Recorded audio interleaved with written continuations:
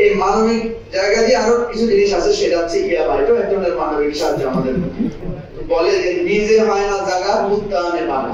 আমি আজকের এই সভা থেকে জানতে চাই যে প্রফেসর ইউনূস যদি এটা ক্লিয়ার করেন অ্যাকচুয়ালি আসলে কি, এটা জানলে আমাদের ভালো হবে। কারণ আমরা যে করিডোর বলছি, এই করিডোর তো একটা আছে হিউম্যান করিডোর, তাহলে এগুলো রোহিঙ্গা আসলো বলতে গেলে, কারণ এটা তো হিউম্যান ট্রাফিকিং হয়েছে, একটা মানবিক কারণেই তো তারা আমাদের সাথে ঢুকেছে। কোন রাস্তা দিয়ে ঢুকলো, এই মানবিক দরজাটা তো কোনো জায়গায় আছে। এই মানবিক জায়গা দিয়ে আরো কিছু জিনিস আছে, সেটা হচ্ছে ইয়াবা, এটা এক ধরনের মানবিক সাহায্য আমাদের। সুতরাং এই জাতীয় অসুবিধা সেখানে আছে।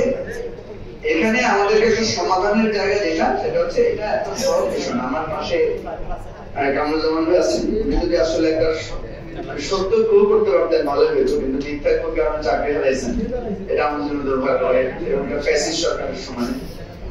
তো উনি কিন্তু চমৎকার করে বলেছেন যে এইটা একটা ঐতিহাসিক সমস্যা, সুতরাং এই ঐতিহাসিক সমস্যা আপনি এড়িয়ে চলতে হবে না। এখানে আমাদেরকে আমরা চাই বা না চাই আমরা মুসলিম হয়ে গেছি, সুতরাং আমাদেরকে এখানে একটা ভূমিকা রাখতে হবে। কথা হচ্ছে যে ইউনাইটেড নেশনস এর এখানে একটা স্বার্থ আছে, পরাশক্তির একটা স্বার্থ আছে, আমাদের স্বার্থ হচ্ছে এই রোহিঙ্গাদেরকে ফেরত পাঠানো। আমরা যদি এই হিউম্যান সাপোর্ট পাঠানোর উসিলায় রোহিঙ্গাদেরকে সেখানে পাঠাতে পারি, এটা আমাদের একটা বিরাট স্বার্থ।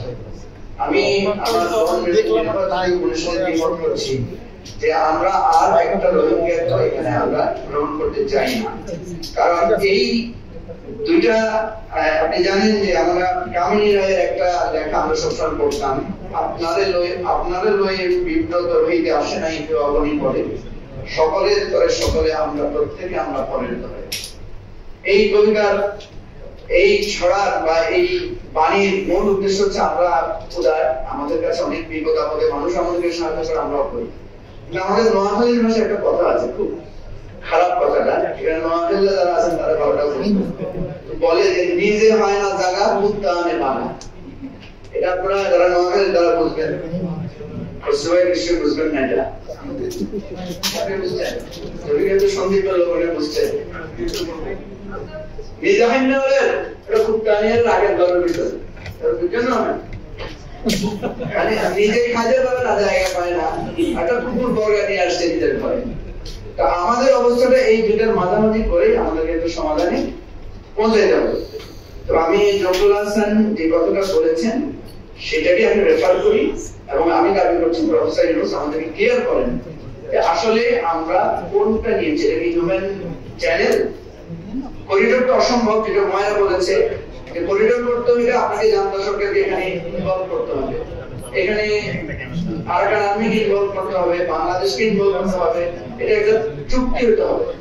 সুতরাং এখানে আমরা অযথা বিতর্ক বা সংখ্যা তৈরি না করে সঠিক জিনিসটা জানতে চাই, এবং আমিও একমত সকলের ঐক্যবদ্ধতার মধ্য দিয়ে এ ব্যাপারে সমাধান করতে হবে। সবাইকে ধন্যবাদ।